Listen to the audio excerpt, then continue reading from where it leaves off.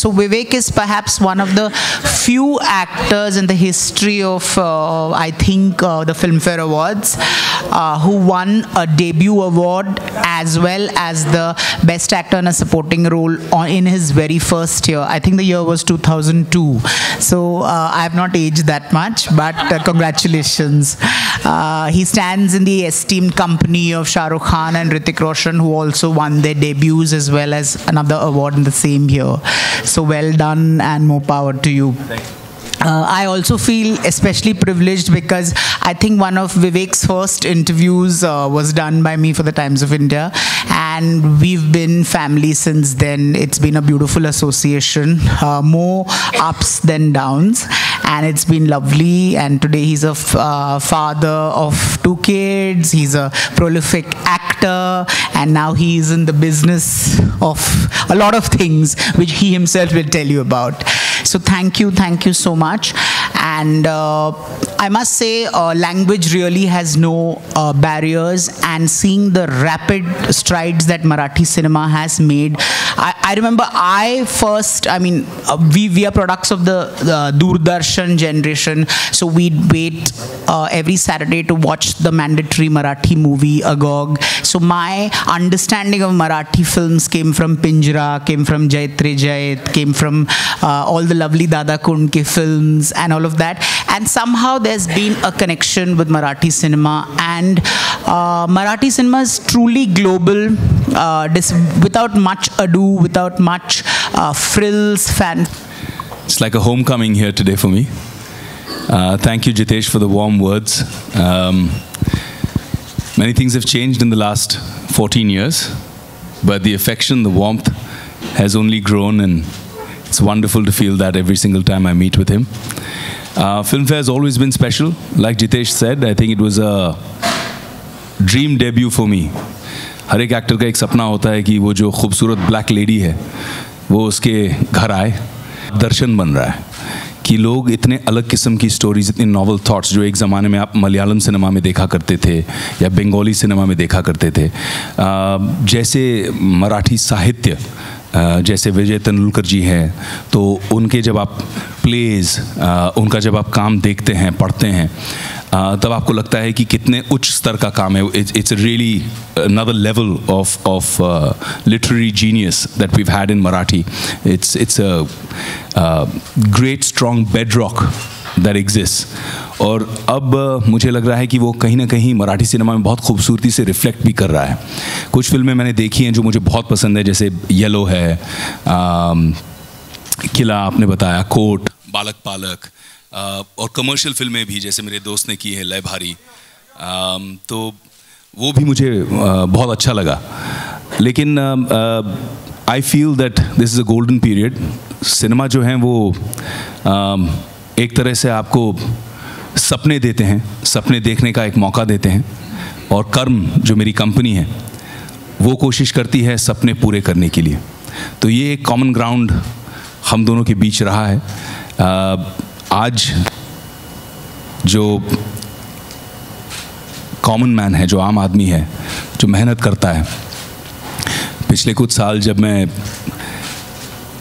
इस बिज़नेस में उतर के इस तबके के लोगों के साथ, मेरे कस्टमर्स के साथ जब मैंने इंटरेक्ट किया, तो मुझे बहुत कुछ सीखने को मिला. ये गरीबों की क्या क्या प्रॉब्लम्स आती हैं, और उन प्रॉब्लम्स को मद्देनज़र रखते हुए एक सोशल एंटरप्रेन्योरशिप मॉडल में लोग हमेशा सिर्फ बिजनेस प्रॉफिट के लिए करते हैं. तो हमने प्रॉफिट को लास्ट रखा. हमने कहा पहले हम क्वालिटी देंगे, उसके बाद हम एडजस्टमेंट देंगे लोगों के लिए, और हर चीज़ को इस तरह स्ट्रक्चर किया कि कस्टमर कम्स फर्स्ट. और उससे हमें कस्टमर ने खूब सक्सेस दिया. हमारे जितने प्रोजेक्ट्स रहे, शाहपुर में जो हमारा पहला प्रोजेक्ट रहा, जिस इलाके में शायद किसी और डेवलपर ने 1,500-2 हज़ार घर भी नहीं बेचे होंगे, वहाँ पे हमने 9,000 से ज़्यादा घर बेचे, वो भी 1-2 साल के पीरियड के अंदर ही अंदर. आज बहुत सारे लोग हैं. क्लियर है ऑडियो आपका? ओके, चलिए. तो आज बहुत सारे लोग ऐसे हैं जो झोपड़पट्टी में रहते थे, स्लम्स में रहा करते थे, और उनके लिए ज़िंदगी बहुत मुश्किल थी। बच्चों के लिए सिक्योरिटी नहीं, स्कूल्स नहीं, हेल्थ केयर नहीं, ओपन गटर्स हैं, सूअर्स हैं। कुछ कहानियाँ बहुत डरावनी ऐसी भी सुनी कि जहाँ भाड़ा लेने लोग आते थे तो अगर भाड़ा नहीं तैयार है तो घर के अंदर तोड़ फोड़ कर लेते थे, बच्चा उठा के ले चले जाते थे। ऐसी भी कहानियाँ हमने सुनी है। तो ये जो पॉवर्टी ट्रैप है, इसके अंदर एक बार इंसान फंस जाता है। गांव से गरीब, क्रॉप फेलियर के बाद काम नहीं है, मुंबई आता है, शहर में मेहनत करने की कोशिश करता है। उसका एक सपना है कि मुझे एक रहने के लिए छत मिल जाए मुंबई में। अब मैं अगर आपको कहूँ कि जितना वो भाड़ा दे रहा है उतने ही में अगर वो अपना खुद का घर ले पाए तो कितना बड़ा सपना पूरा होगा उसका। तो हमने जो कोशिश की कि महज 7,900 रुपये, आज हम देखते हैं कि 7,900 रुपये में क्या मिलता है। एक मोबाइल फ़ोन मिलता है, 7,900 रुपये में एक अच्छी सी थोड़ी सी छोटी मोटी ज्वेलरी बन जाती है। एक सूट ख़रीदने जाएं तो शायद 7,900 से ज़्यादा खर्चा आएगा उसमें।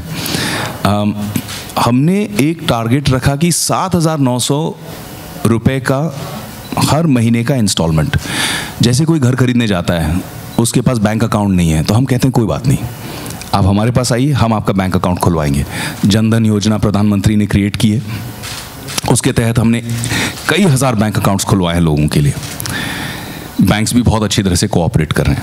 आपके पास डॉक्यूमेंटेशन नहीं है कि भाई मेरी पिछली हिस्ट्री, मैंने टैक्स नहीं भरा है, मुझे घर के लिए लोन कैसे मिलेगा? लोन चाहिए, हम लोन दिलाएंगे। लोन के लिए जब गारंटी की ज़रूरत पड़ती है कि भाई ये परफॉर्म करेंगे कि नहीं करेंगे, तो इनिशियल जो गारंटीज़, जब लोन डिसबर्समेंट होता है, जब कोलैटरल नहीं है आपके पास, तो कोई देने के लिए तैयार नहीं होता है, वो गारंटी हम देते हैं। तो हमारा अनुभव इतना अच्छा रहा। जब हमने ये सिस्टम शुरू किया तो बहुत सारे लोग, हिंदुस्तान में एक चीज़ बहुत ज़्यादा मिलती है और फ्री में मिलती है, वो एडवाइस। बहुत ज़्यादा लोगों ने हमें एडवाइस किया कि ये मत करो, क्या कर रहे हो, बहुत नुकसान हो जाएगा, जितना कमाया है सब लॉस हो जाएगा। तो हमने कहा ठीक है, हमारा लॉस होगा, हम देखेंगे। हमारा अनुभव इतना बढ़िया रहा, गरीब इतना ईमानदार है। जब हम NPA की बात आजकल पेपरों में तो चली रही है पिछले 6 महीनों में, जब NPA की बात कहते हैं, नॉन पेमेंट की जब बात कहते हैं, डिलिंक्वेंसी की जब बात कहते हैं, तो हमारी डिलिंक्वेंसी रेट सिर्फ 1.17% है। यानी कि हर 100 घर में से एक घर ऐसा सिचुएशन में आता है कि वो पेमेंट नहीं कर पाता, और वो भी कभी कभी जेन्युइन कारण की वजह से कि जो ब्रेड अर्नर है, जो अर्निंग मेंबर है, वो बेचारा गुजर गया। उसके लिए भी अभी हमने लाइफ इंश्योरेंस टाई अप किया है, और ऐसा लाइफ इंश्योरेंस टाई अप किया है कि अगर 6 महीने बाद, भगवान न करे बट कमाने वाला गुजर जाए, तो उसकी फैमिली के लिए जो घर है, वो घर की जो बाकी की कीमत है, जो रकम है, वो लाइफ इंश्योरेंस एजेंसी पे करेगी। उसका प्रीमियम हमने उसके अंदर इंक्लूड किया, स्ट्रक्चर ऐसे बनाए। तो हमने बहुत सारी ऐसी नॉवल स्कीम्स की। जब हम घर बनाने लगे तो लोगों ने कहा कि यार अगर रिक्शे वाले को घर बेच रहे हो तो स्विमिंग पूल बनाने की क्या ज़रूरत है? मैंने कहा क्यों, आपके घर के बच्चों को स्विमिंग पूल मिल सकता है, रिक्शे वाले का, हाथ गाड़ी वाले का, उसके बच्चे को स्विमिंग पूल क्यों नहीं मिल सकता है? क्यों नहीं? तो और इसका हमें बहुत ज़बरदस्त रिस्पॉन्स मिला। जिस तरह से हमने एमेनिटीज सोची कि एक low income group housing society के अंदर हाई क्वालिटी बिल्डिंग्स, लिफ्ट्स के साथ में, एल्यूमिनियम फ्रेंच विंडोज़ के साथ में, खूब रोशनी हो घरों के अंदर, फ्लोरिंग, टाइलिंग। लोग घर बेच देते हैं, नल नहीं बेचते। इतनी चिंदी चोरी भी करते हैं लोग कि यार हम क्यों नल का पैसा दें। अच्छे अच्छे एक एक फिटिंग के साथ में रेडी, आपका जो साधारण जो आपको अच्छा ठीक ठाक किचन बना के, gardens, swimming pool, club house, बच्चे चल के स्कूल जा रहे हैं आपके कंपाउंड के अंदर ही। बहुत सारी चीज़ें हैं, मेडिकल फैसिलिटीज़, ऐसी ऐसी चीज़ें हमने लाई हैं जिसकी वजह से लोगों की ज़िंदगियां बदल गई। इसलिए हम हमेशा कर्म के लिए कहते हैं कि हम कर्म सिर्फ घर बनाते नहीं हैं, घर बसाते भी हैं। तो ये एक थॉट प्रोसेस है, एक विचारधारा है। हाँ, इसके अंदर मेरी प्रॉफिट परसेंटेज बहुत कम होती है। मैं जब बड़े बड़े फंड्स से बात करता हूँ, बहुत एक्साइट होते हैं, अरे आप इतने वॉल्यूम में घर बना रहे हैं, हम भी इन्वेस्टमेंट करना चाहेंगे। मैंने कहा ठीक है, लेकिन आप नहीं करोगे। कहते क्यों? हम कह रहे हैं हम करना चाहते हैं। मैं कहता हूँ नहीं, मैं कह रहा हूँ आप नहीं करोगे। जब हम उनको कच्चा चिट्ठा दिखा देते हैं कि भाई सिर्फ इतना प्रॉफिट है, तो बोलते 3 साल में सिर्फ इतना प्रॉफिट, इतने कम प्रॉफिट में आप धंधा क्यों कर रहे हो? तो हम सिर्फ धंधा नहीं कर रहे हैं, हमारे लिए एक सोशल री इंजीनियरिंग है, एक सोशल इम्पैक्ट हम क्रिएट कर रहे हैं। बहुत सारी ऐसी औरतें हैं जिनका ये पहला घर बन रहा है। जब पहला घर एक औरत का बनता है तो उसको जो सेंस ऑफ सिक्योरिटी मिलती है कि मेरे बच्चे सेफ हैं। हमारे लोअर तबके में हिंदुस्तान में अभी भी औरत पर बहुत शोषण होता है। हम वुमेन एम्पावरमेंट की बात तो करते हैं, लेकिन अभी भी मर्द दारू पी के पिटाई करता है। अब जब उसका घर है तो हम उसे शक्ति देते हैं और कहते हैं अगर कोई आपको कुछ करे उसे घर से बाहर निकाल करो, क्योंकि ये घर आपका है। आप किसी पे रेंटल के लिए निर्भर नहीं हो, आप किसी और पे निर्भर नहीं हो कि वो मुझे घर से निकाल देगा तो मैं कहाँ जाऊँगी। ये घर आपका है। ये एक अलग किस्म की सशक्तिकरण है। It's a different level of empowerment. So we are trying to socially re engineer. This is a dream that we share with Filmfare now. An idea was कि Filmfare मराठी पूरे महाराष्ट्र में लोग देखेंगे और उनको हम जागृत करेंगे कि ये एक ऑप्शन आपके लिए अवेलेबल है. अब हम मुंबई, थाने, केलवे रोड, नागपुर, नासिक, पुणे, ये सारे सेंटर्स में एक्सपैंड कर रहे हैं. जनवरी 27 को हम एक बहुत बड़ा लॉन्च भी करेंगे जहाँ पे हम लोगों को और बहुत सारी इन्फॉर्मेशन देंगे कहाँ हमारे प्रोजेक्ट्स आ रहे हैं. और सिंपल है, 7,900 रुपये आप भर रहे हैं 100 महीने तक.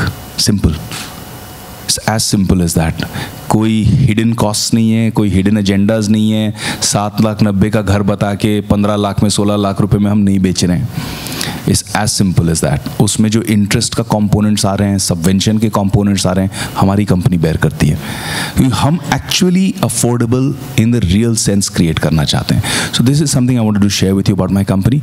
If these lovely panelists bear with me for 2 or 3 minutes more, मैं आपको एक छोटा सा टेस्टिमोनियल दिखाना चाहूँगा. I'd like to share it if we can play that testimonial video. ये हमारे एक्चुअल कस्टमर्स हैं, एक्टर्स नहीं हैं. एक्चुअल कस्टमर्स हैं जिन्होंने हमारे घर खरीदे और उनकी ज़िंदगी में क्या बदलाव आया. मराठी में है, नीचे अंग्रेज़ी में सबटाइटल्स भी हैं. तो if we can play that. Thank you. आ जाइए शाहपुर में और लोकेशन पे देखिए कैसे लोग जी रहे हैं, कितनी क्वालिटी की बिल्डिंग है. और कुछ मीडिया वाले दोस्त भी पूछ रहे थे कि हमारे लिए, तो आपके लिए मेरी तरफ से special discount. Thank you. May I now request Mr. Anuj Podar to kindly say a few words. Thank you. Jitesh, thank you for your earlier words also for us.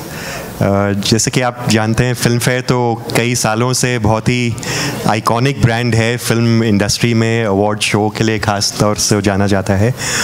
और कलर्स ने भी पिछले कई सालों में अपने लिए ख़ास नाम, ख़ास ब्रांड क्रिएट किया है as a leading entertainment brand, leading media brand in the country. And since the last few years we have been associated now with the Marathi industry, with Marathi television. And मेरा मानना है कि जब से हम मराठी इंडस्ट्री से जुड़े हैं, हमने भी कुछ अलग करने की कोशिश की है, कुछ नया किया है, हमेशा कुछ अच्छा किया है. और मराठी में भी हमने अपना नाम अच्छा, काफ़ी ब्रांड नेम स्ट्रॉन्ग कर रखा है. तो I think it's a very natural partnership for 2 strong brands, Filmfare as an iconic film brand and Colors as a very strong iconic media television brand to come together for the first Filmfare Marathi Awards last year. And very happy to continue this association with Jitesh and Filmfare for Marathi Filmfare Awards 2016. At Colors Marathi, हमारी जो खास objective है वो ये है कि हम 2 relations को खास तौर से इम्पोर्टेंट मानते हैं. एक तो जो हमारा रिलेशन ऑडियंसेस के साथ है और दूसरा जो हमारा रिलेशन फिल्म इंडस्ट्री के साथ है. तो ऑडियंसेस के साथ, हमारे शोज़ के साथ हम जुड़े रहते हैं, पर ख़ास फिल्म इंडस्ट्री के साथ ये अवार्ड शोज़ जो रहते हैं, ये हमारा मौका है फिल्म इंडस्ट्री को रिस्पेक्ट देने का, फिल्म इंडस्ट्री से रिलेशन बढ़ाने का. With the Marathi film industry in the last 2 years, we formed a very strong relationship. Sai has been a very core part of this relationship with us. I'm very happy to have her with us right now. And Vivek also is a friend of ours, and I'm very happy to see him with us on this stage for the Marathi Filmfare Awards. So I look forward to this, and I'm sure this is going to be a great event here. Thank you. Thank you. May I kindly request Ms. Sai Tamankar to say a few words. Sai. Sai, yeah. Like Sai Bai. Yes. Namaskar. Good afternoon. I am thrilled to be here. Last year मुझे एक सवाल पूछा गया था, आपको कैसे लग रहा है? तो मैंने कहा कि मुझे बहुत अच्छा लग रहा है. ये तो कई साल पहले होना चाहिए था मराठी फिल्म फेयर, पर कोई बात नहीं, अब हो रहा है. So thank you so much for acknowledging the excellence in Marathi film industry. And Marathi film industry over the years has produced a lot of talented actors and actresses. और जिनको ये honor मिलता है जब ये iconic film fair की Black Lady, तब it feels very encouraging. And I am very, very glad to represent my fraternity, my industry today. And I thank you all for being here. And I look forward to this year's film fair with a lot of enthusiasm. And thank you for your kind words, Anuj sir. I am equally excited and privileged to be associated with Film Fair. Thank you. Thank you, Sai. With this, members of the media, we are opening for the Q&A session. Okay, Vivek, do you think the Sairat, the very famous film, is the turning point in the Marathi film industry? Though, as Sai said, am I pronouncing properly? Sai said just right now, Marathi industry have produced talented actors, directors. Do you think Sairat is the one film who's a turning point in terms of, the way people are looking at Marathi films? Sahi hai. Exactly. Yeah, I think Sairat did push the envelope. I think Sairat became a national and then a global phenomenon. And now it's being made into multiple regional languages. So it is a flag bearer of sorts. But I feel that the evolution of Marathi cinema, I think every kind of cinema has its dark ages. And Marathi cinema probably went through that period. I've been exposed to Marathi theatre since I was a college kid. I did a lot of Marathi plays, I attended a lot of contests, competitions, and went and watched a lot of professional Marathi theatre. And always found the level 2 or 3 notches above Hindi theatre.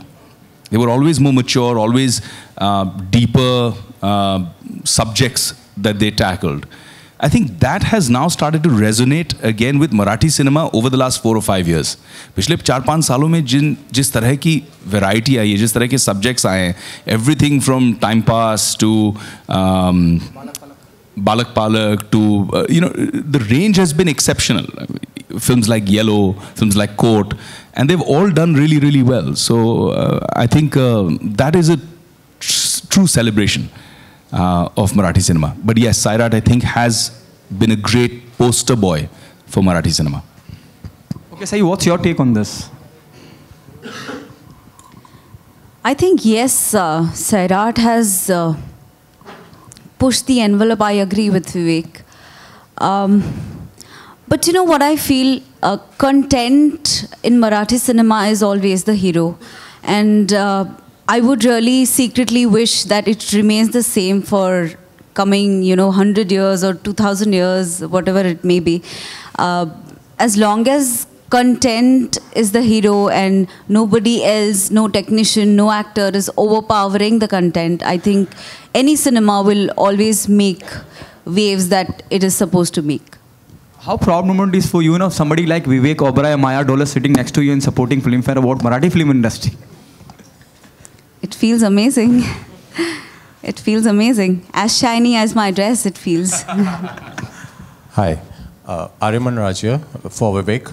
Vivek, you've done a tremendous job if you're providing low-cost housing to the individuals of Mumbai or wherever they are from.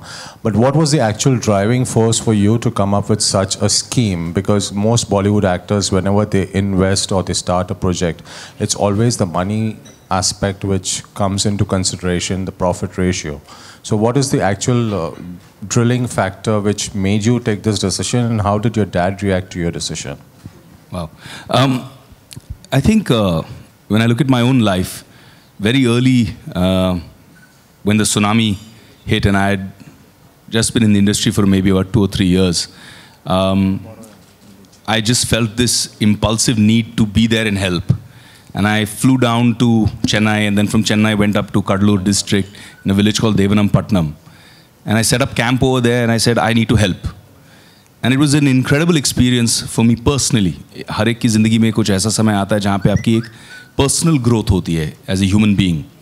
तो मेरे ज़िंदगी में वो एक बहुत अहम किस्सा था, बहुत अहम एपिसोड था. Because I would just reach out to people on a basis of humanity, and I had thousands of students जिनकी खुद के घर में प्रॉब्लम्स थी, जिनकी खुद के एग्ज़ाम्स थे उस समय. They had to prepare for the exams coming up in the next quarter. उन्होंने सब कुछ छोड़कर वॉलंटियर बेसिस पे आकर मेरी मदद की. और हम जब साथ मिले तो we started doing a lot of relief work for thousands and thousands of families. And then after relief, I stayed there for 6 months for rehabilitation, to rebuild those villages.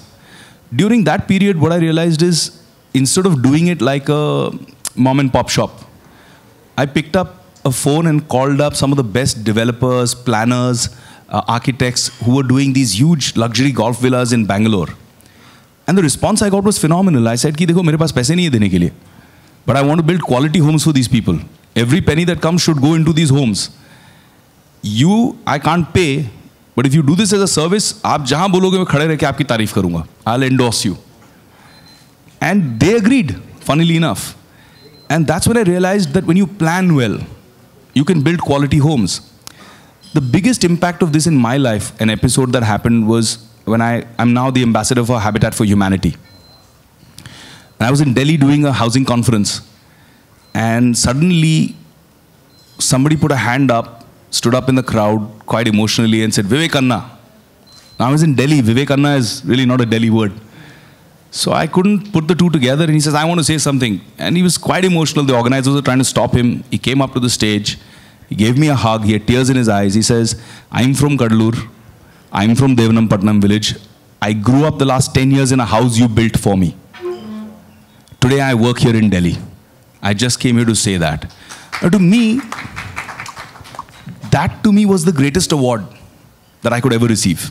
That to me is a legacy. With all due respect, when we win our awards, we put them on a shelf. We see them every once in a while. But this experience, to me, was beyond any award. So a lot of these things have gone into motivating me. I've tried to do a lot of things. I work a lot for the education and empowerment of the girl child. We run 3 schools in Vrindavan. We have now almost 2,300 girls that we give free food, free education, free health care to. And I've seen the evolution. I've seen them change. But one thing I've realized is that people are stuck in a poverty trap, especially in the city I live in. There's so many slums. And those slums, you can't imagine the life, the stories, the traumas people go through. Just shifting them into a home that has quality, has sense of security, allows them so much more. आज जब बच्चे चल के school जा सकते हैं तो औरतें फ्री हो जाती हैं. औरतें फ्री हो जाती हैं तो वो भी काम करने लग जाती हैं. वो काम करने लग जाती हैं तो एक एडिशनल इनकम आ जाता है.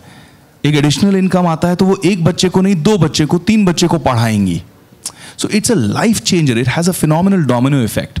And that's the vision with the Prime Minister's vision of housing for all, the government being so supportive, the Chief Minister of Maharashtra being so positive, supportive and aggressive with this housing for the poor scheme at the bottom of the pyramid.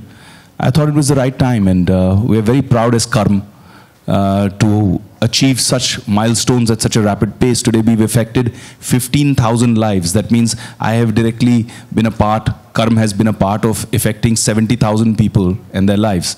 And yes, as far as my dad is concerned, he's a very proud man.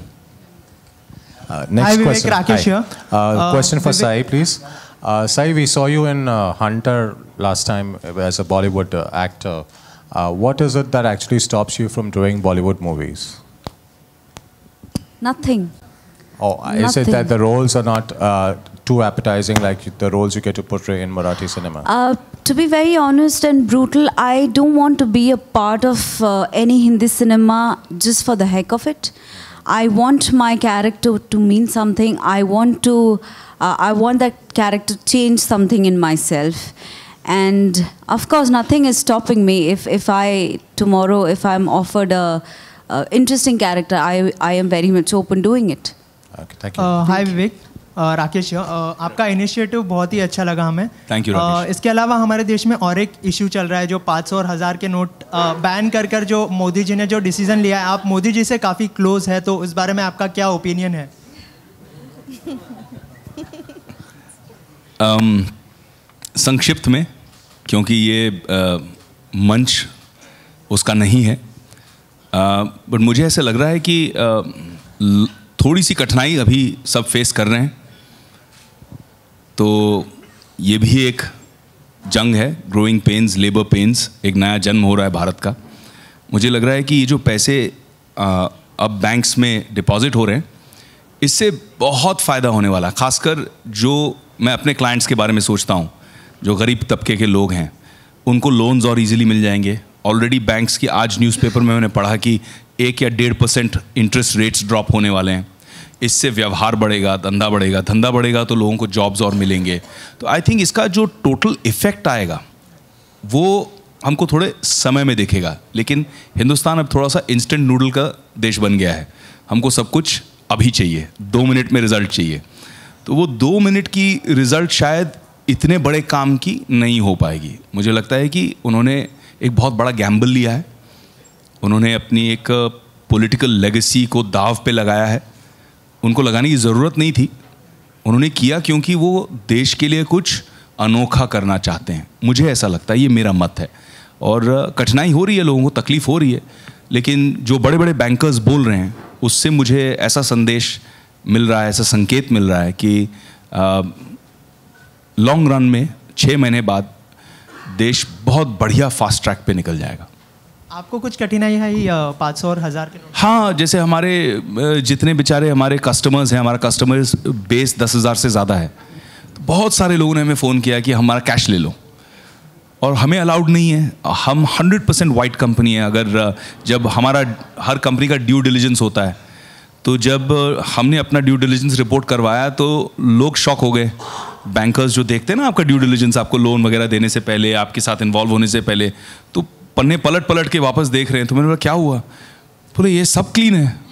तो हमने कहा हाँ, problem क्या है? बोला आप कैसे, फिर आप बिल्डर कैसे हो, आप सब क्लीन पेपर कैसे रख रहे हो? तो हमने कहा यार यही तरीका है, यही करते हैं हम। 100% जो हमको गरीब कैश लेके आता है उसको हम पहले अकाउंट खुलवाते हैं, अकाउंट खुलवा के इलेक्ट्रॉनिक ट्रांसफ़र करना सिखाते हैं। वो पूछता है ये सब मैं क्यों करूँ, आप कैश रख लो। तो हम कहते हैं जब आपका 12 महीने का, 18 महीने का इलेक्ट्रॉनिक ट्रांसफ़र का रिकॉर्ड बनेगा तो आपकी एक बैंकिंग हिस्ट्री बनेगी। अगली बार कोई आपको डॉक्यूमेंट मांगा, बाइक लेने के लिए, बेटी की शादी कराने के लिए, आपको लोन चाहिए, पर्सनल लोन चाहिए, आप छाती ठोक के डॉक्यूमेंट रखो कि देखिए ये मेरा बैंकिंग रिकॉर्ड है। तो हम लोगों को भी एजुकेट करके फाइनेंशियल इंक्लूजन का भी काम कर रहे हैं कि we are bringing people into the financial system. So it's a very holistic social exercise. So yeah, this is Ravi Nair here from INT. In the last few years, and more specifically in the last 4 years, in regards to the Marathi film industry and the Marathi films, you've seen more specifically in Mumbai, in the city of Mumbai, where we see a lot of non-Marathi speaking and non-Maharashtrians enjoying the Marathi films, whereas the same has not been the case when it comes to the Marathi viewer and the Marathi film watcher. Going to the films and watching it. So there's a reduction there when it comes to Marathi viewer watching it, and an increase in the non-Marathi speaking people watching it. I would like you and Sai to comment on that. Please. I think subtitles play a huge part in this. It's been very recently Marathi films, they have started being subtitled. So subtitles play a huge role. And I think audience, they are constantly looking for something new, something fresh. हम भी अगर घर की दाल चावल रोटी खा के थक जाते तो एक दिन हम ऐसे सोचते हैं कि चलो आज चाइनीज़ घर पे ही बना लेते हैं या कुछ बाहर से मंगाते हैं। सो ये केस हो सकती है। टेक्निकली स्पीकिंग रिडक्शन है नहीं है, I honestly do not know about it, but we are very glad that subtitles are helping non-Maharashtrians, non-Marathi people to come to the theatre and watch films. And Marathi audience also, I think, ऐसा नहीं है कि मराठी लोग ही अपनी film नहीं देखने जाते। Of course उन्हें थोड़ा पुश करना पड़ता है, हर किसी को, इंसान को पुश, हर इंसान को पुश की ज़रूरत होती है, ऐसा मुझे लगता है। But I think every industry, चाहे वो बॉलीवुड हो या मराठी हो, लोग फिल्में तो देखते हैं। मतलब फिल्में हमारी जीवन का अविभाज्य घटक है, ऐसा मुझे लगता है. सो रिडक्शन के बारे में तो पता नहीं, पर subtitles is playing a huge role in involving non Marathi audience. Hi, Sai, Prerna here. I would like Vivek to comment on that. I agree with what Sai just said. And मुझे ऐसा लगता है कि जिस तरह के economics, I mean, the man with the money is to my left, Mr. Podar. So he would be able to comment more on the economics of it. But जहाँ तक हम पढ़ते हैं, मुझे ऐसा लगता है कि मराठी सिनेमा की economics grow हो रही है.